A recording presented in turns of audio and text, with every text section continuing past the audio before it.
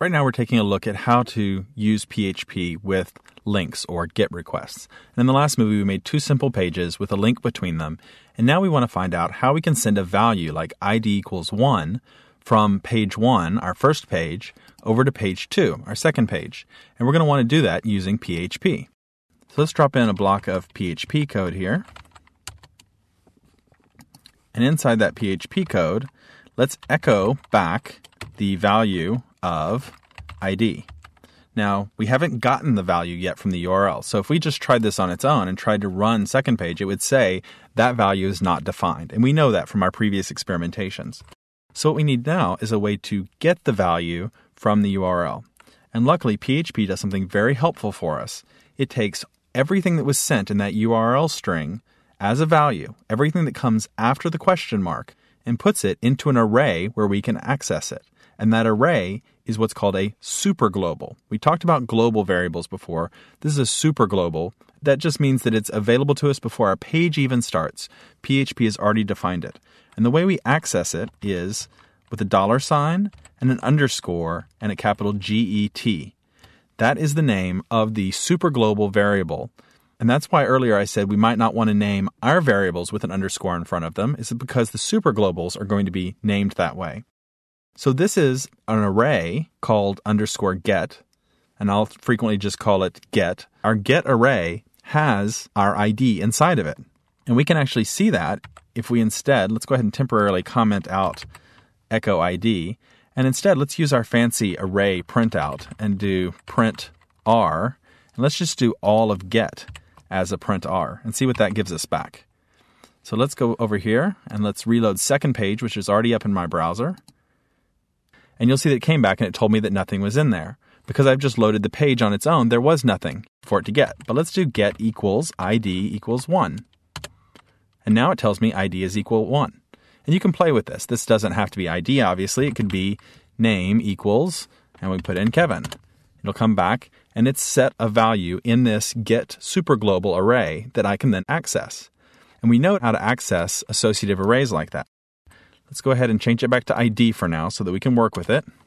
And we're going to ask it for ID equals 1. So there we are. And over here, all we have to do, instead of outputting our get, let's go ahead and just make a new line. And we're going to set a variable called ID equal to underscore get. And then with the brackets, we'll specify the name that we want. I'm looking for ID. We learned how to do that when we were working with associative arrays. And then we'll be able to echo back the ID because now we've set a value for it. And let's go ahead, just to make sure that we see the difference here, let's go ahead and echo not just the ID, let's put strong tags around it, just so that we can see the difference.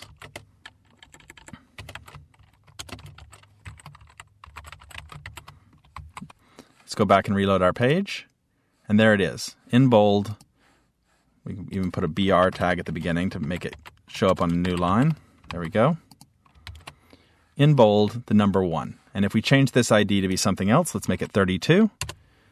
It comes back and has 32. So now using that get superglobal and referencing it the way we reference associative arrays, we can call it by its label and then pull that down so we can work with it in our PHP code. And that's going to be essential because now, for example, if we go back over to our page 1, and let's make it so that now the ID is equal to, let's say, 42. I'll save that page, and let's load up firstpage.php. It has a link, and that link you can see by looking at the status bar in the bottom of Firefox is going to take us to secondpage.php with ID equals 42. We'll click on it, and sure enough, here it is. It pulled down 42 so we can work with it.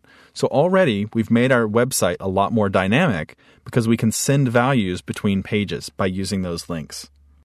And we can even send multiple values in the same way. For example, let's go here and let's put in a second variable, and this one will be name equals, and we'll put in Kevin. And the way we separate those in HTML is to put the ampersand between the values. So that's going to tell us that there's another key value pair coming up, and we can get those in the same way. Let's save that file, switch back to second page, and now in addition to this one, let's get another value, which is going to be name. There we go. And now we can output not just the ID, but we'll go ahead and put in a colon, and we'll do this one using the curly braces with name. And we know how to use both of those. We could convert this to curly braces as well, but it's going to substitute the variable inline there. Let's go ahead and try that. We'll go back to first page and reload it. And now when we click on it, we get both variables back, name and the ID. But this raises an issue that we should address, which is what happens if the name we wanted here actually contained an ampersand in it? What if there were other characters there, question marks or equal signs, things like that, that normally would have a meaning in the URL? Well, we're going to need to do something to make sure that those values get passed along cleanly, and we'll look at that in our next movie.